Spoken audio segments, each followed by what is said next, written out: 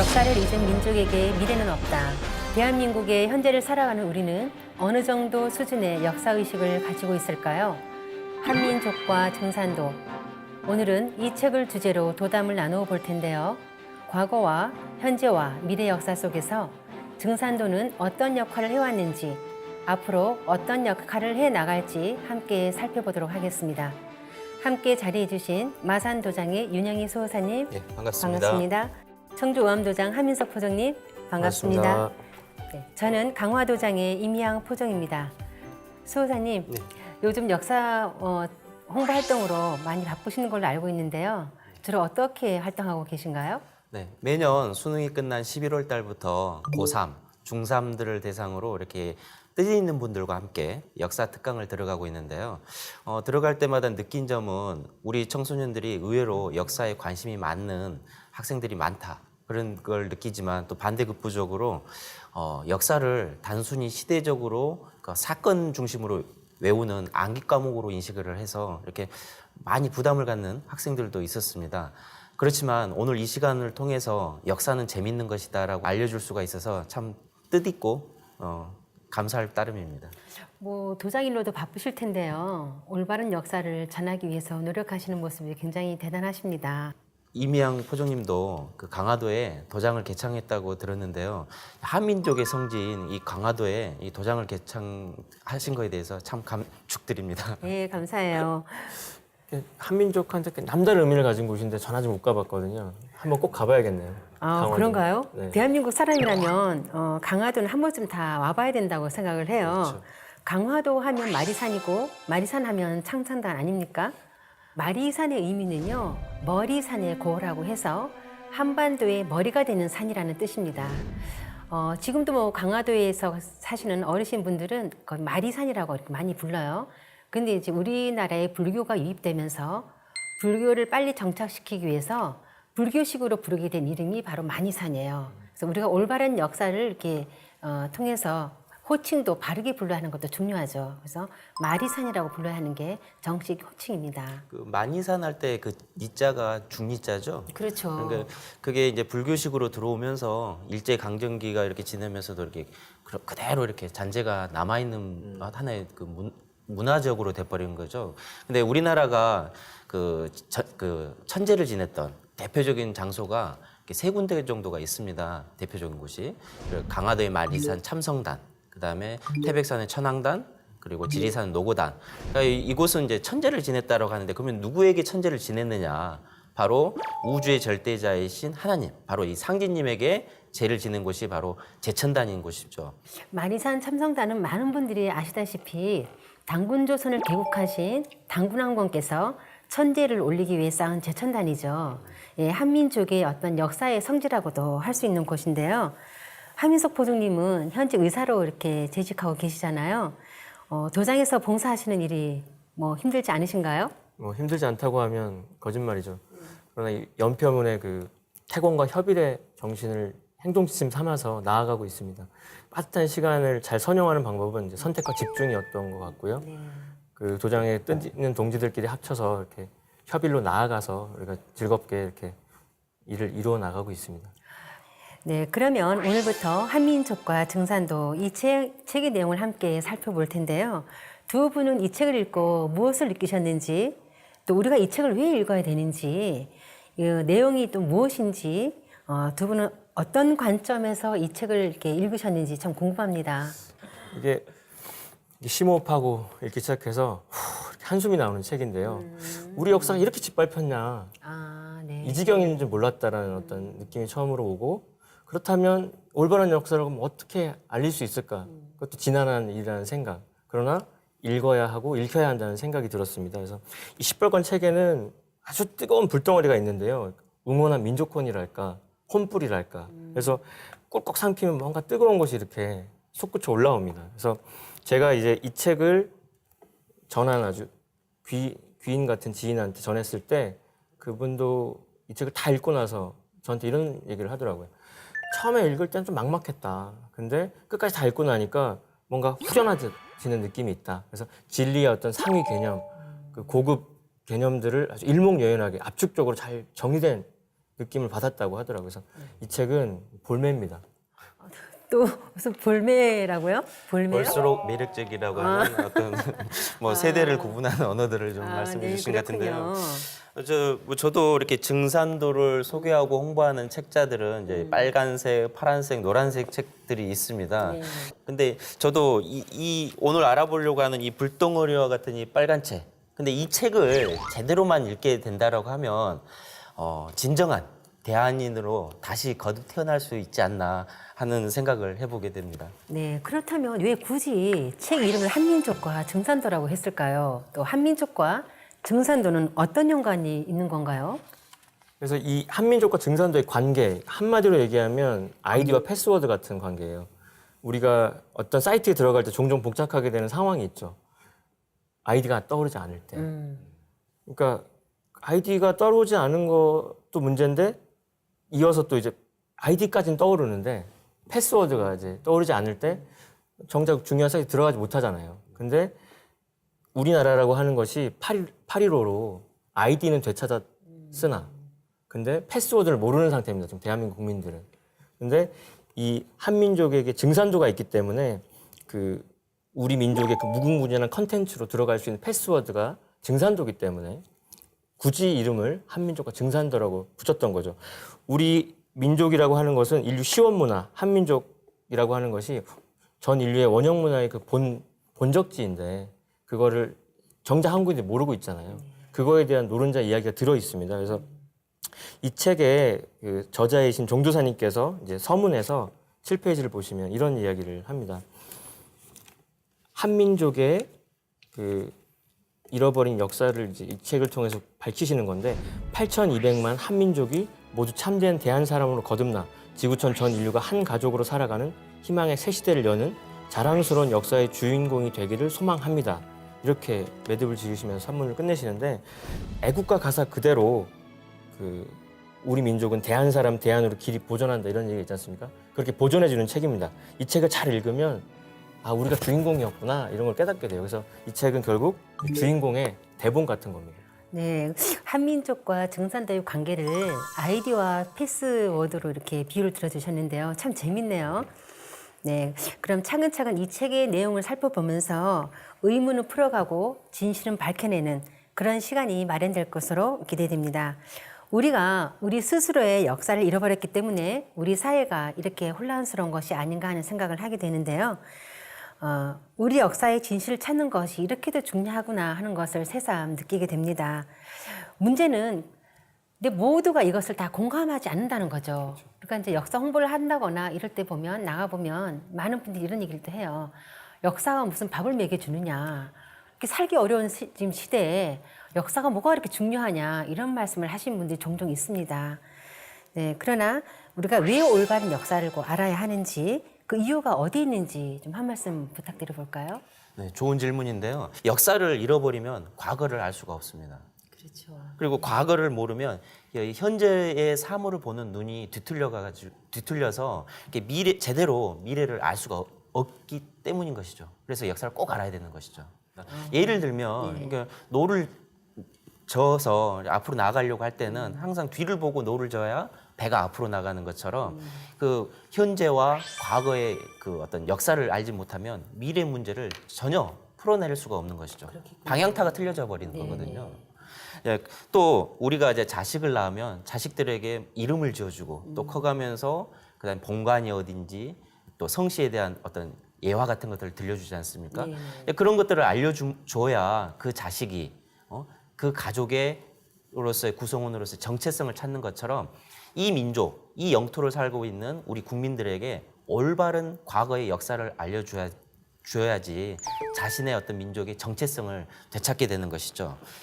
역사를 제대로 안다는 게 정말 중요한 것이 정체성의 문제까지 이제 연관이 된다는 거예요. 그죠? 정말 실감나는 말씀인 것 같습니다. 네, 그래서 우리나라는 예로부터 이게 그 대한민국이라는 어떤 역사를 봤을 때 외세의 침탈, 그다음에 외세의 침략으로 인해서 많은 역사들이 왜곡 날조가 돼서 심지어는 말살까지도 됐었죠. 그렇죠.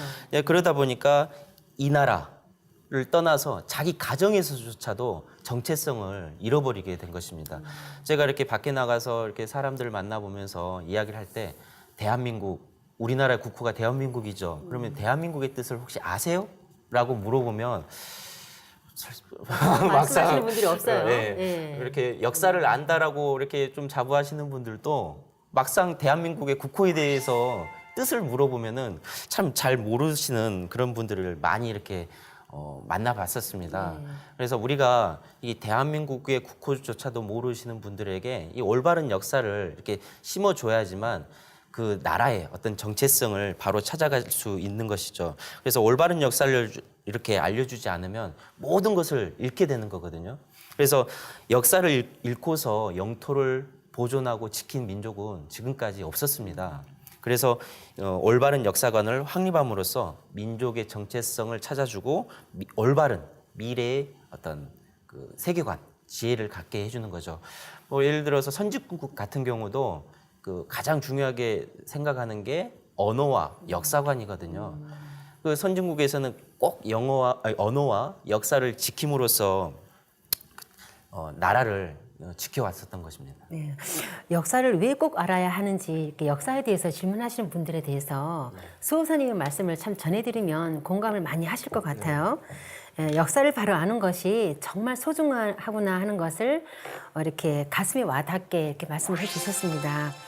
역사는 그렇다면 그 민족에게 무엇인가요?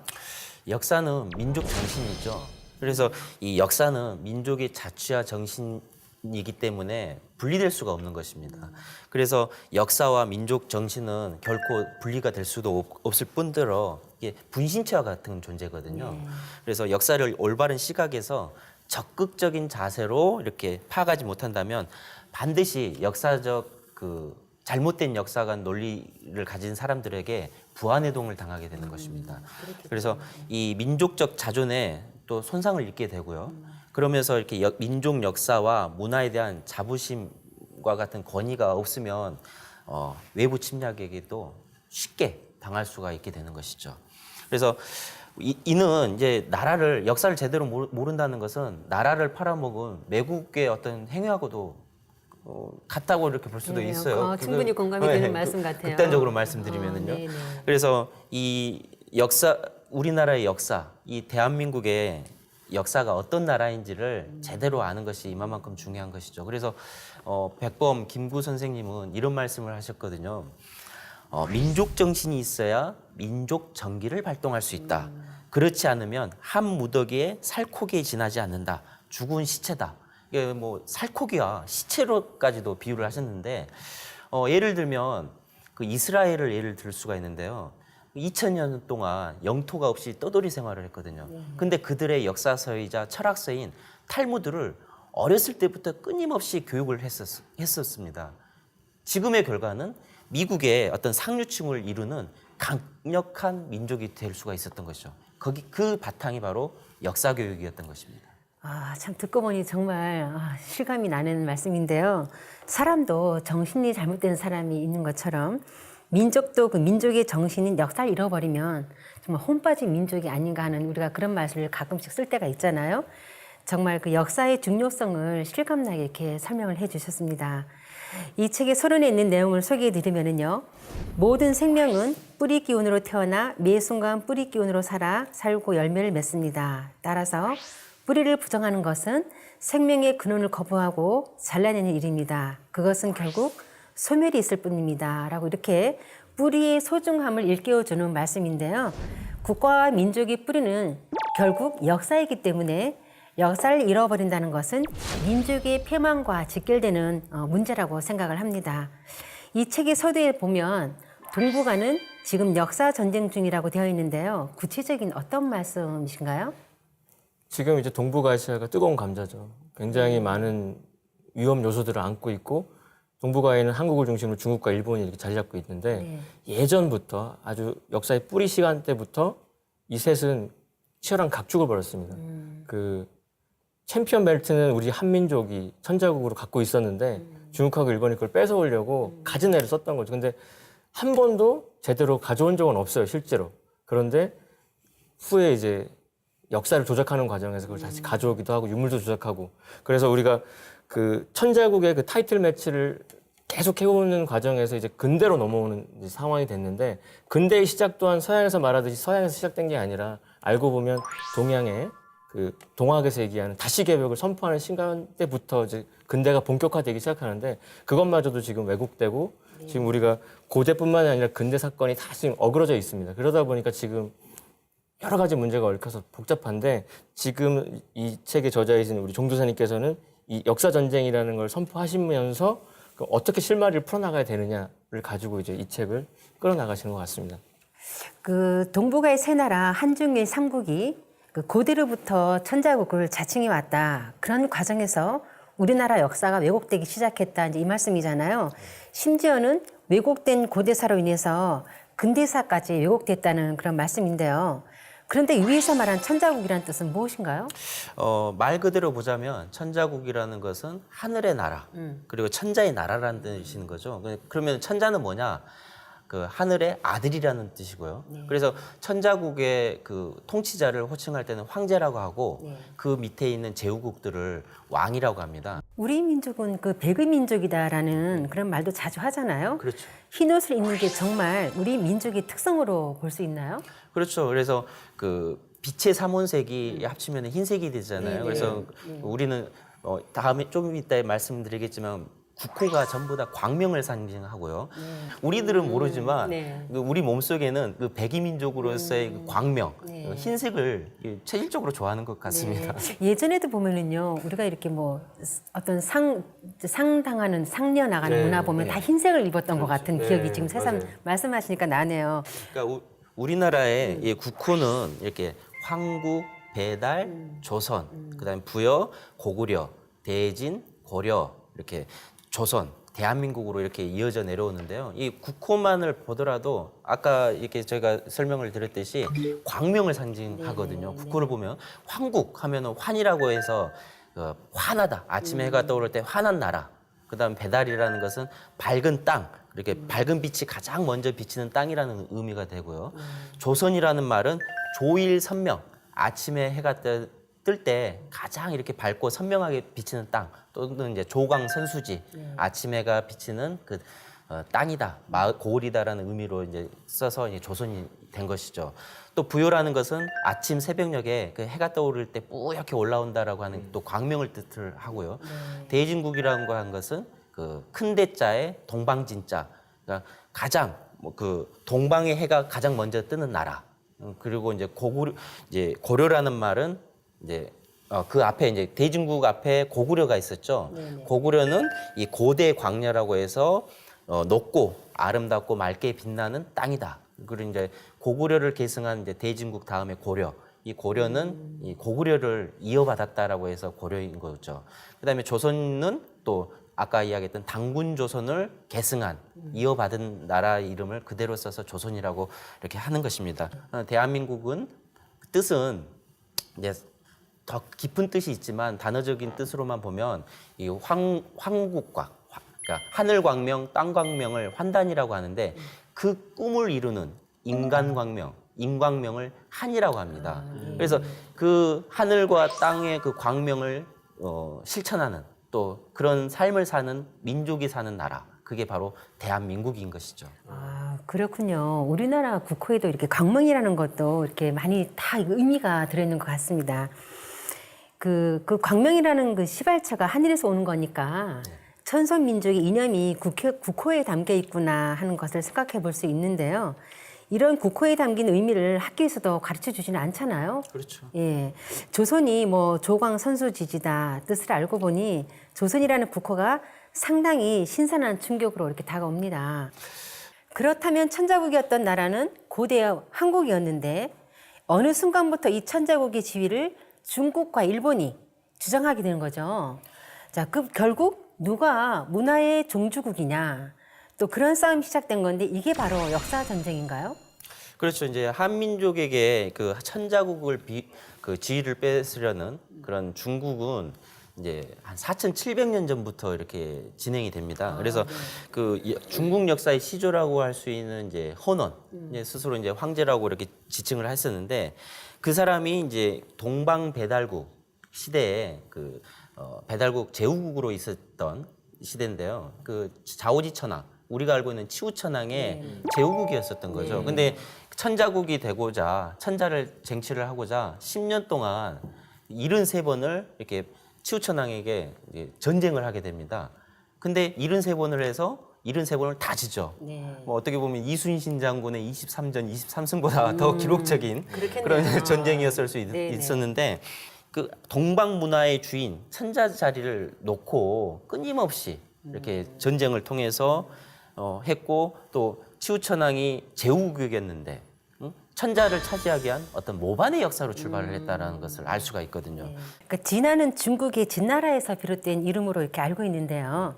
그래서 중국 민족을 진화 민족이라고 이렇게 불렀잖아요.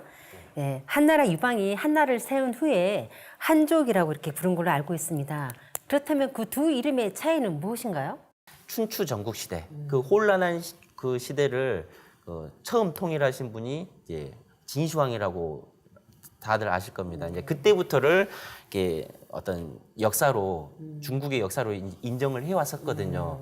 근데 이제 그 중국 최초의 통일 국가가 이제 진나라가 되는데 그 진시황이라는 의미도 이렇게 보면은 그 춘추 전국 시대를 통일한 진나라가 처음 시자 황제가 됐다. 그래서 진시황이 된 거죠. 아, 그런 의미가 있는 건가요? 예. 진시황의 뜻에? 그래서 이게 한 번도 황제를 못 해봤다가 이제 시작해 본다. 그리고 통일을 못 해봤다가 처음으로 합쳐봤다. 그거가 드러난 용어네요. 그러니까 그것도 뭐 이 진정한 중국의 통일 국가로 인정하는 것은 이제 한나라 때부터 유방이 세운 한나라 때부터의 진정한 통일 국가로 인정을 하기 때문에 그 호칭 그 민족을 한족 한나라를 따서 한족이라고 이렇게 지칭하는 것입니다. 아, 그렇군요.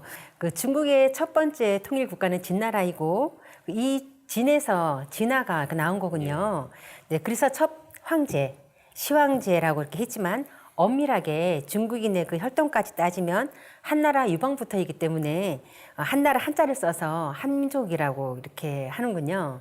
한족이라고 그런가요? 하는 거죠. 한족이죠, 예. 한족. 예, 아무튼 이때부터 동이족의 그 정통 황제와 중국인들이 칭하는 황제가 양립하는 그런 시대가 되고 한 하늘에 두 개의 태양이 떴다고 볼 수 있을 것 같습니다. 중국이 한나라 이후로 왜 그렇게 고구려에 쳐들어왔는지 그 이유도 결국 누가 진짜 천자국이냐 그런 싸움이었구나 하는 것을 이제 이렇게 얼핏 그려지게 되는 것 같습니다. 이제 중국에서 일본으로 한번 넘어가 보면 일본의 원래 이름은 네.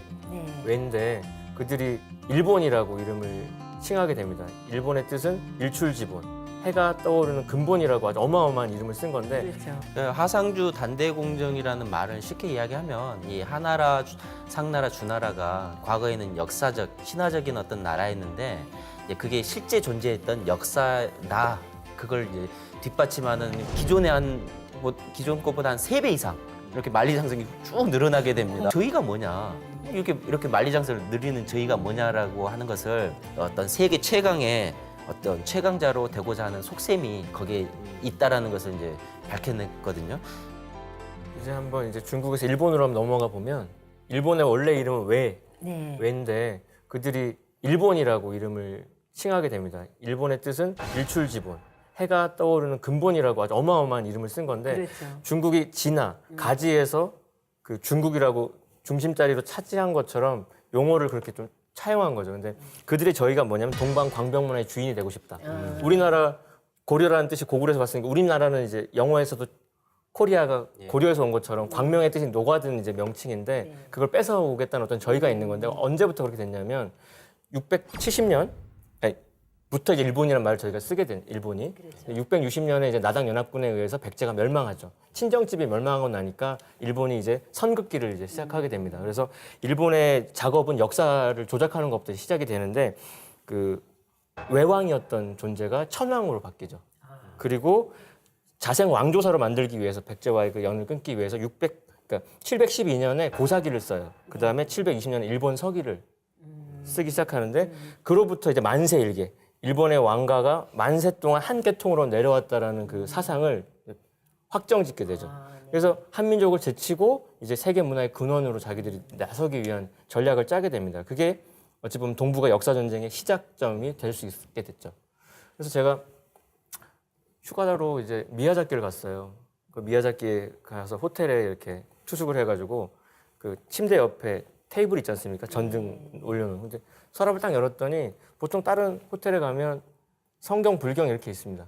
그 우리나라도 이렇게 그랜드 인터컨티넨탈 코엑스 주변에 가면은 서랍 열면 성경, 불경 이렇게 있거든요. 근데 거기에는 다른 책이 한 권 더 있어요. 고사기가 그러니까 712년에 자기들이 쓴 그 혈통에 대한 이야기가 적혀 있는 거를 외국인들이 투숙하는 그 모든 호텔 객실에 고사기를 넣어놨다는 거죠. 그러니까 그 일본의 이런 역사 왜곡 정신 혹은 자신들의 그 동방 역사의 광명의 주체라는 걸 드러내기 위한 전략은 지금도 철저하게 이루어지고 있는 반면에 우리는 환단고기까지는 기다리지 않고 우리 뭐 삼국유사 고조선기 정도라도 이렇게 넣어놓고 우리 한국의 시작이 이렇게 됐다라고 얘기하면 좋은데 전혀 그러지 않고 있다는 겁니다. 진실된 역사마저도 왜곡시키고자 그러니까요. 애를 쓰고 있으니까. 그러니까 일본은 그 왜곡된 역사를 관광원, 관광객들에게 해가지고 홍보를 하는 거잖아요. 근데 우리나라는 있는 역사도 잘못 왜곡해가지고 알리고 있는. 일본의 그런 뿌리 역사 의식을 우리도 좀 배울 필요는 있는 것 같아요. 뭐 굳이 다 나쁘다고는 하더라도 뭐. 자, 역사 의식은 참 우리가 그런 면에서 일본을 이렇게 좀 본받아야 되지 않을까 제 나름대로의 생각을 해봅니다. 결국 중국과 일본의 입장에서는 자기들이 천자국이 되기 위해서 진짜 천자국이었던 우리 한국의 역사를 왜곡하고 말살할 수밖에 없는 그런 이유가 되는 것 같습니다. 네, 그러면 우리 한민족의 역사가 왜 이렇게 왜곡이 되었는지 살펴보았으면 하는데요.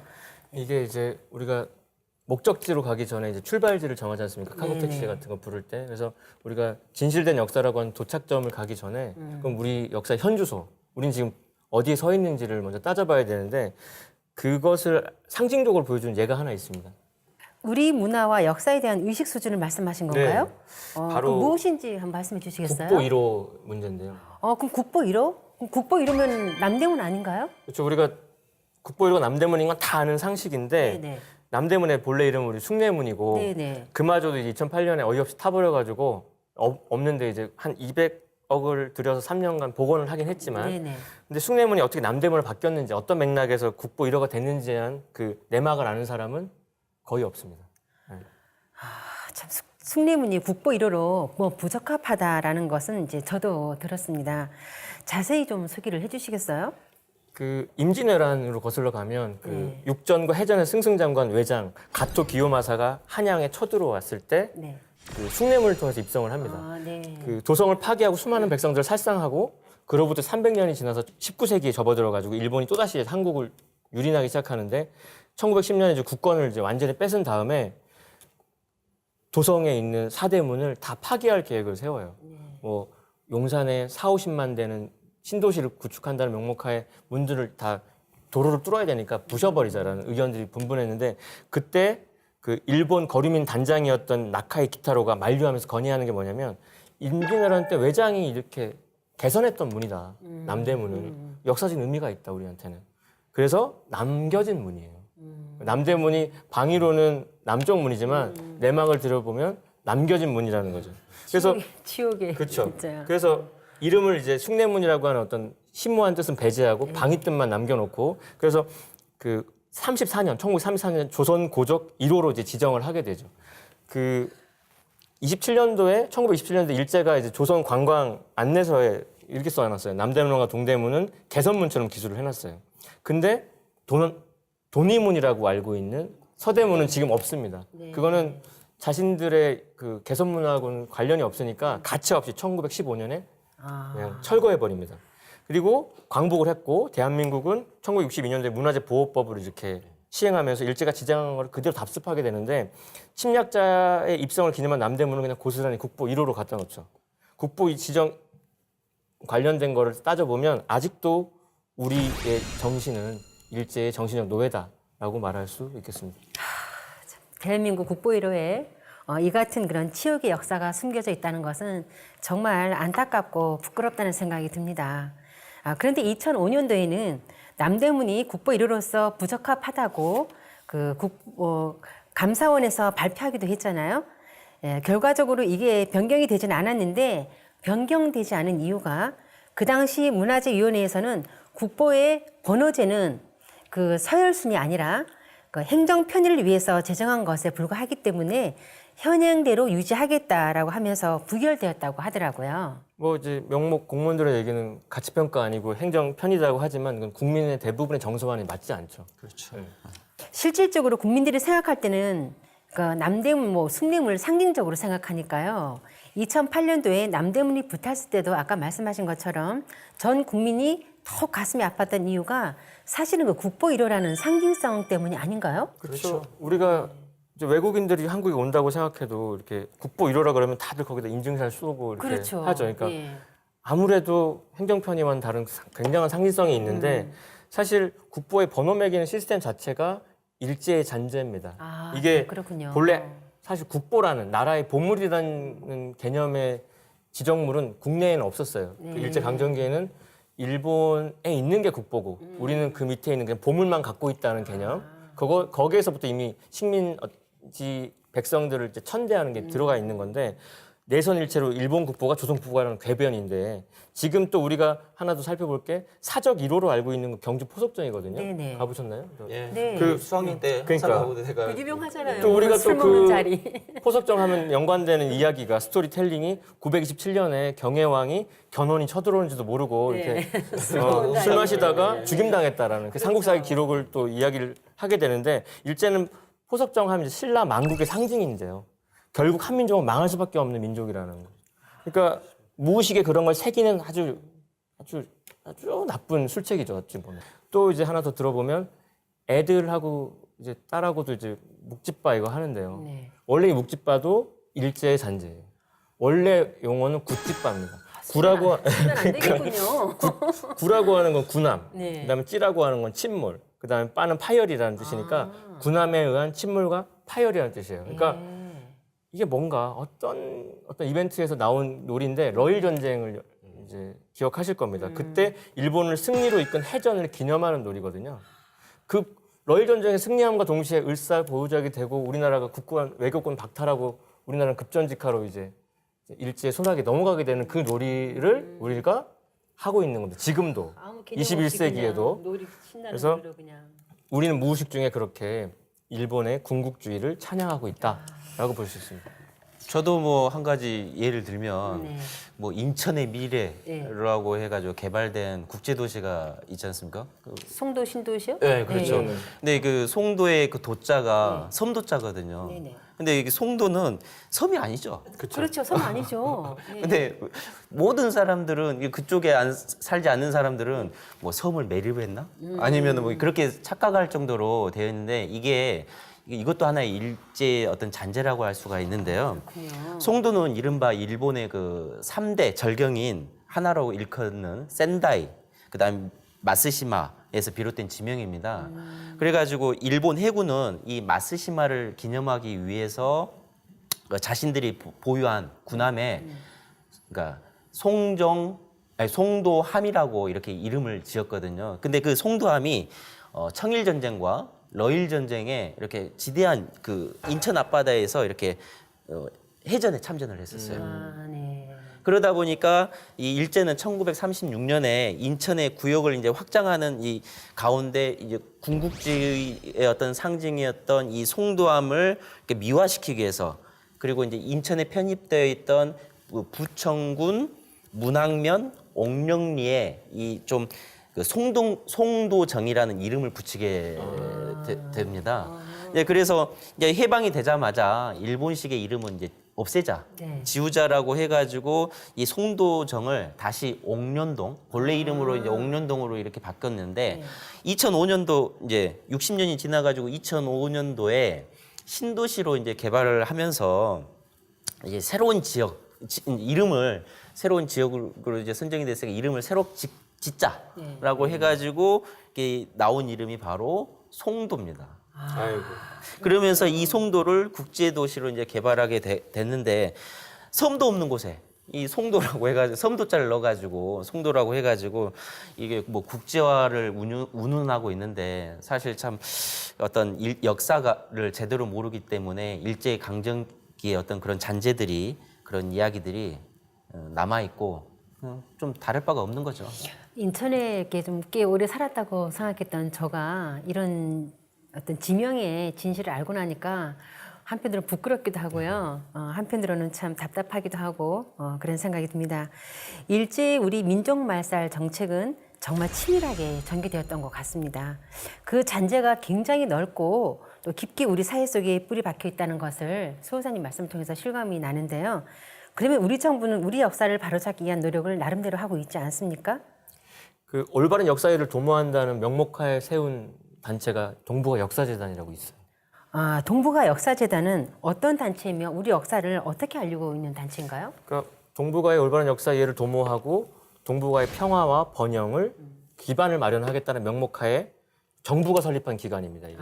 네. 그래서 중국의 동북공정이라고 하는 그 동북 지방인 요동과 요소와 만주에 펼쳐진 한미적 고대사를 자기들이 중국 역사를 편입시키는 공작을 하지 않습니까? 이른바 이 동북공정에 대응하려고 정부가 2006년도에 아주 급하게 2,500억 원을 편성해가지고 기존의 고구려 역사재단이었던 걸 동북아 역사재단으로 확대 개편을 하게 되는데, 근데 이렇게 국민의 혈세로 운영되는 이 단체가 홍산 문화를 중국 고대사에 편입시키는 거에 대응하기는커녕 이런 방구하고 있지 않다. 이게 심각해요. 시쳇말로 노답이죠. 2012년에 이제 경기도에 있는 뜻이 있는 역사 교사들이 책 한 권을 펴냅니다. 17분이 초등학교, 중학교, 고등학교 학생들을 위해서 동북아 평화를 꿈꾸다라는 제목하에 고조선은 역사적 사실이다. 이렇게 명명을 한 자료를 이제 배포를 하는데, 이걸 두고 동북아 역사재단은 그 교육부랑 외교통상부에 압력을 넣어요. 공문을 날려요. 이유는 뭐냐면 당군조선은 신화지 믿을 수 있는 역사적 사실이 아닌데 이거 내용 수정해야 된다고. 그러니까 매년 200억 원의 국고를 이제 정부가 지원하는 단체의 작태가 이렇습니다. 돈만 받아먹고 도대체 뭐 하는 단체인지 정말. 이게 기막힌 작품이 또 하나 더 있는데 네. 이거 2013년에 완성이 됐어요. 그러니까 하버드 대학교 한국학연구소에 10억 원을 지원을 해요. 네. 해서 300쪽으로 고급 양장본으로 해서 한국 고대사 속 한사군이라는 제목으로. 그러니까 한미 합작 역사 왜곡이죠. 한사군이 있지도 않은 한사군을 제목 타이틀로 삼아서 한국 고대사에 한국 사군이 있었음을 이제 쐐기를 박는 책을 냅니다. 그러니까 제목부터 한국이 한나라 식민지였다는 얘기를 설파하는 건데, 한문제가 설치한 한사군은 역사적 사실이다. 한강 이북에 있었다. 이걸 명시하고 있습니다. 그러니까 외세가 벌인 역사 조작 노른자를 갖다가 대한민국 정부기관이 고스란히 이제 진실로 쐐기 박고 있는 거. 그걸 전 세계로 돈을 들여서 광고하고 있다. 우리 정부의 기관에서 우리 역사를 일부러 깎아내리지는 않았을 테고요. 일부 잘못된 인사로 인한 실수라고 믿고 싶습니다. 저도 그렇게 믿고 싶습니다. 또 동북아 역사재단에서 지난 2008년도부터 해서 한 8년간 60여 명의 이제 그 연구원들이 세금 한 47억을 받아가지고 만든 지도가 있는데요. 이제 동북아 역사 지도라고 하는 것인데, 그 지도를 보면은 이 한반도 북부까지 중국이 그 어떤 식민지로 삼았다라는 어떤 중국 동북공정의 어떤 지도를 그대로 갖다 쓴 내용이 있거든요. 네. 그 지도를 보면은 그 중국의 역사지리학자인 담기양이 그 만든 그 중국 역사 지도집이라는 총 8권짜리가 있는데 그 부분에서 그 지도를 표절을 한 거죠. 쉽게 이야기하면은. 그 표절을 해가지고 이 동북공정은 모두 이틀에서 진행되었다는 것을 이렇게 인증하는 그 담기양의 지도를 동북아 역사재단에서 그대로 갖다 썼다라는 게 좀 참 말도 안 되는 그런 건데요. 이게 담기양의 그 중국 역사 지도집의 그 내용을 보면은 그 위촉오 그 삼국지 다 보셨죠? 네. 그 위나라와 총나라, 오나라가 이제 싸웠던 그 위촉오 시대를 보면은 221년부터 265년의 도엽을 보면 이 조조가 우리나라의 경기도 지방까지 위나라였다라는 그 지도가 나와 있습니다. 그것을 그대로 갖다 표절했다는 겁니다.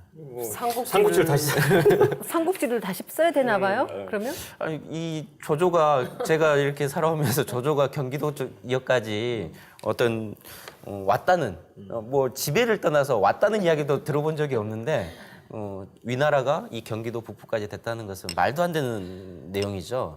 근데 그것이 동북아 역사재단에서 하는 어떤 자태라 그럴까 그런 거라는 것이죠. 또한 이 몇 년 전 중국에서 이 동북공정 지도를 미국 의회에 이렇게 보냈는데요. 이게 지금의 동북 북한 강역이 어떤 중국의 역사 영토였다라는 그 담기항의 지도를 보내게 됐었습니다. 그래서 미국에서 이에 대한 대한민국의 공식 입장을 듣고 싶다 이렇게 이제 물어왔는데 이 동북아 역사재단에서는 이 동북공정 지도가 맞다는 식의 그런 그 답변을 한 거죠. 그래서 동북아 역사 지도를 일부를 이렇게 또 보낸 사실이 있습니다. 그러니까 뭐 담기항의 지도를 표절을 했는데 미국 의회에서 이게 맞냐 물어봤더니 그 표절한 동북아 역사 지도 담기항의 지도를 다시 보낸 거죠. 그러니까 이런 식의 역사관을 가진 분들이 우리 국민들의 세금을 받아서 이렇게 역사의 어떤 그 올바른 역사를 찾는다는 것은 어불성설이고요. 좀 어려운 문제들이 이렇게 난제되어 있는 것 같습니다. 말씀하신 동북아 역사 지도는 지금 폐기된 걸로 알고 있습니다. 어쨌든 문제가 정말 심각하다는 것은 인식이 되는데요. 동북아 역사재단의 설립 취지는 중국의 동북공정에 대응하기 위해서라고 알고 있는데요.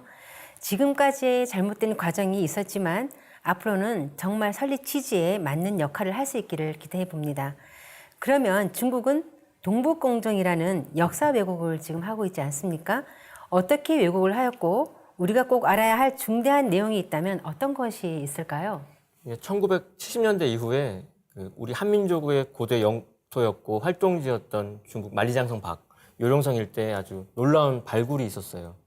그 세계 역사를 다시 써야 될 정도라고 하는 거슬러 올라간 9,000년 전까지도 거슬러 올라간 유물들, 이른바 이제 홍산 문화 유적들이 발굴이 됩니다. 그거를 발굴한 중국은 이제 놀라기 시작해요. 일단 자기들 건 아닌 것 같은데 자신들이 이제 중화 최고의 어떤 그 문명을 끌고 가는 이야기를 만들려면 그 유적을 자기들 역사로 만들어야 되겠다는 이제 야심을 품고 2001년부터 탐원 공정, 뿌리를 이렇게 파헤치는 공정을 진행하면서 동북지방, 중국의 동북지방 그쪽의 역사를 다 중국 역사를 편입시키는 동북공정을 2002년도부터 시작을 하고 2007년도에 이미 끝난 사건인데 그간의 프로젝트 속에서 그 고구려랑 우리가 발해로 알고 있는 대진의 역사를 중국 내 소수민족의 역사로 편입시키고 거기서 발굴된 유물들은 죄다 이제 당나라 유물로 만들어 버립니다. 근데 그 유물들을 보면 한족 양식하고 전혀 다르거든요. 근데도 불구하고 자기들은 억지 논리로 그쪽 지역은 요하 문명론이라는 이유로 당군 조선까지도 자기네 역사로 이제 끌어들이고 그렇게 따지면 지금 펼쳐지고 있는 대한민국의 역사도 중국사거든요. 그래가지고 지금 자기네 요하 문명이 가장 최고의 문명이었다는 것을 대외적으로 전 세계에 홍보하고 있고 그래서 얼마 전에 시진핑과 트럼프가 만났을 때도 우리 한국을 중국의 속국이었던 걸로 아주 당연한 식으로 네. 알게 되는 사건까지 맞이하게 됐죠. 그 중국 하북성 탕록현에 가면은 이제 1995년도에 그 중화당, 삼조당이라는 것을 짓습니다. 예, 삼조당이라는 말은 세 분의 조상, 그러니까 중국의 조상이 되는 세 분을 모시는 사당이라는 말인데 이제 거기 가 보면은 그 염제 신농씨와 치우천왕 그리고 이제 황제 혼원 이 세 분을 모시는데 뭐 아시다시피 염제 신농씨와 치우천왕은 그 한족의 조상이 아니라 우리 동이족의 조상이거든요. 그래서 그 강씨의 시조가 바로 염제 신문씨인 거고, 그다음에 아까 그 황제헌원과 싸웠다고 하는 이 치우천왕은 배달국 시대 14대 그 자오지 천왕이 이제 치우천왕이신데, 그들을 이 두 분들을 자신들의 그 모심으로써 자신들의 역사로 이렇게 귀속을 시키는 거죠. 이제 그리고 또 신농씨, 염제 신농씨는 과거에 보면은 중국인들이 그 우두인신이라고 해가지고 머리는 소고이고 몸은 인간. 그다음에 그 태오보키 씨는 인두사신이라고 해가지고 머리는 사람인데 몸은 뱀. 그리고 치우천왕은 이 도깨비라고 하면서 이렇게 신화를 그렸던 인물이죠. 왜 신화를 그렸을까? 이들이 중국의 역사에 지대한 영향을 미치고 있었기 때문에 어떤 신화적인 인물, 그다음에 어떤 정상적인 그 인간의 모습이 아닌 그런. 존재로 만들어서 중국의 역사에서 이 한민족의 그 어떤 인물들을 빼고 싶었던 그런 의혹들이 있었지 않나 봅니다. 그래서 수천 년 동안 이런 신화로 조작해 오다가 금방 말씀하셨듯이 만리장성 밖에서 홍산 문화가 나오다 보니까 귀근원이라고 해가지고 삼조당을 짓고 그 세 분의 조상을 모시고 또 1990년대에는 아까 이야기했듯이 삼조당을 지어서 치우천왕도 모시게 된 거죠. 결국 이 홍산 문명을 자기들의 어떤 문화로 인식시키기 위해서 또 편입시키기 위해서 우리 한민족의 역사를 자기들의 역사에 이렇게 귀속시킨다든지 아니면 제후국의 역사로 만들어버리는 것이죠. 그래서 우리 한민족의 조상을 이제 뭐 수천 년 동안 뭐 신화로 아까 이야기했듯이 우두인신이 이렇게 신화로 삼다가 이런 문명이 나오니까 자기들의 조상으로 만드는 어처구니 없는 그런 일들이 벌어지고 있는 것이죠.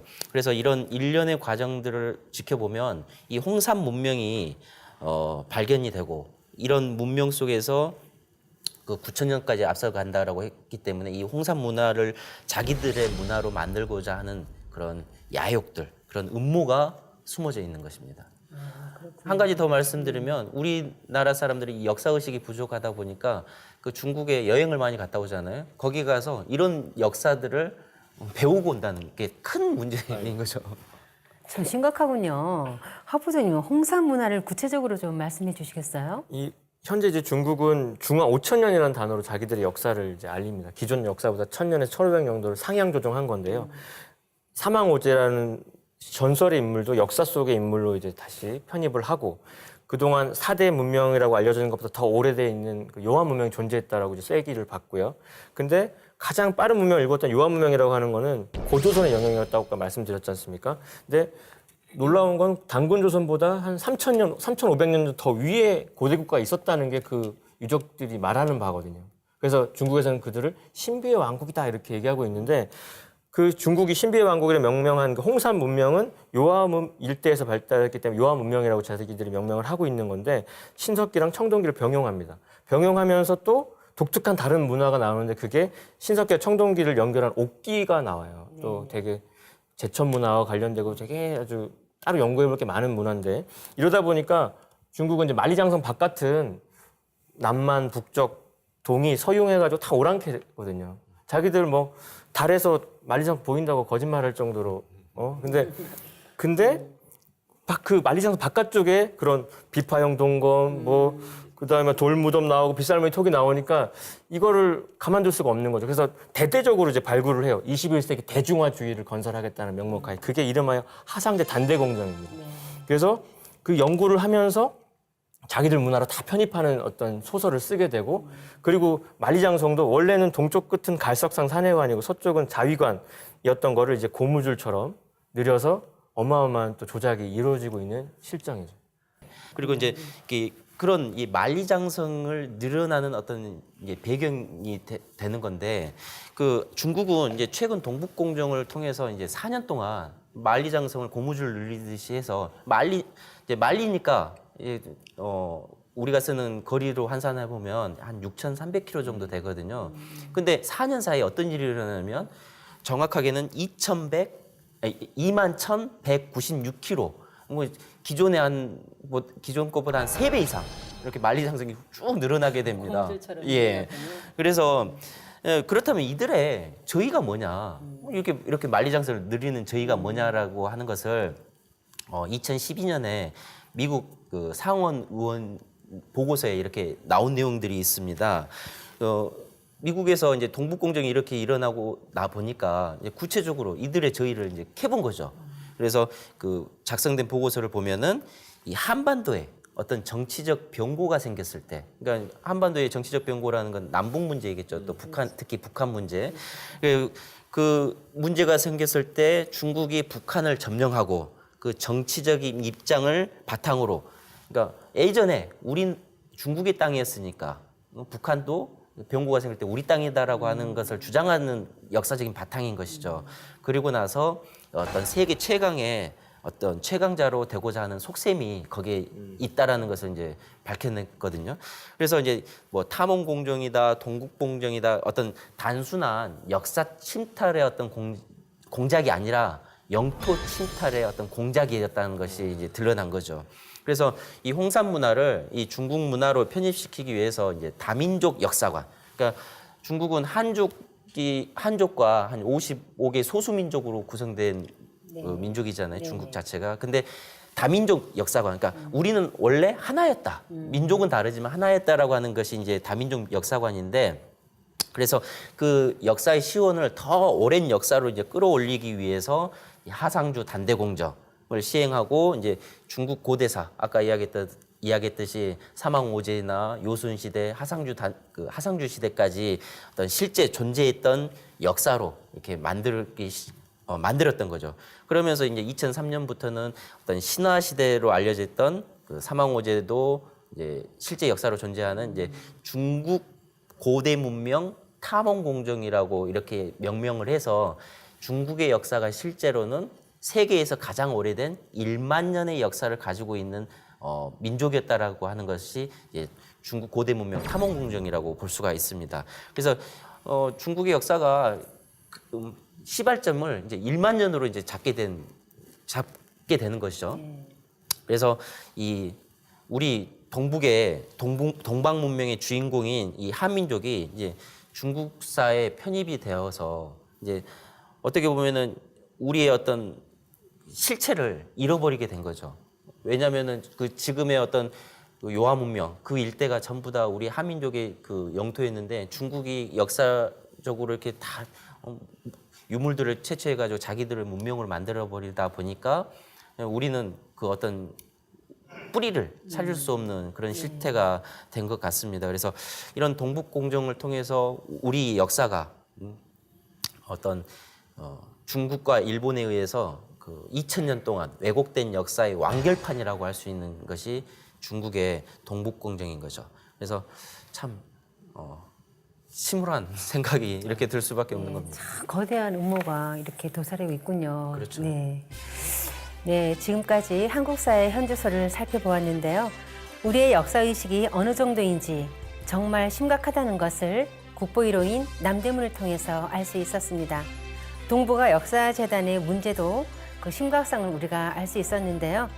결국 서두에서 동북아는 역사 전쟁이라고 한 이유를 좀 더 명확하게 알 수 있었습니다. 다음 시간에는 우리 역사가 중국과 일본에 의해 어떻게 왜곡이 되었는지, 더불어 우리는 우리 역사에 대해서 어떤 자세를 가져왔는지 자세히 알아보는 시간을 갖겠습니다.